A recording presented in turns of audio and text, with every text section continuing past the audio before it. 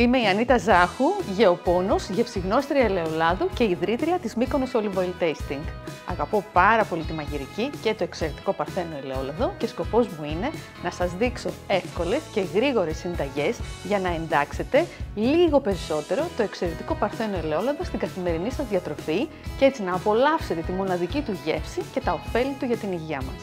Σήμερα θα τιμήσω τη μικονιάτικη λούζα, το ντόπιο αλλαντικό της Μυκόνου, το οποίο φτιάχνεται από χοιρινό κρέας και μείγμα ποτάνων, ειδικά θρούμπι, το ντόπιο θρούμπι είναι ένα από τα πιο αρωματικά που έχω γευτεί ποτέ. Η συνταγή της λούζας χάνεται στα βάθη των αιώνων. Έτσι σήμερα θα πάμε να φτιάξουμε μία καλοκαιρινή σαλάτα με πεπόνι και αντί για προσούτο θα χρησιμοποιήσουμε λούζα Μυκόνου. Πάμε να τη φτιάξουμε.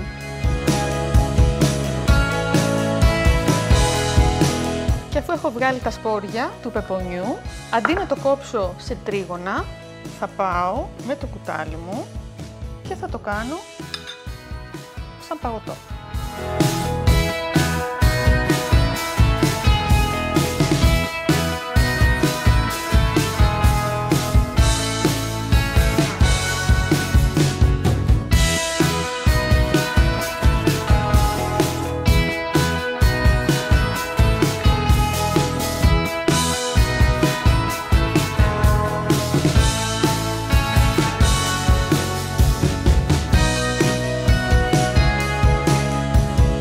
Καλοκαιρινή σαλάτα με πεπόνι και λούζα Μυκόνου και φυσικά μπόλικο εξαιρετικό παρθένο ελαιόλαδο ποικιλία κορονέικη από την Terra Creta.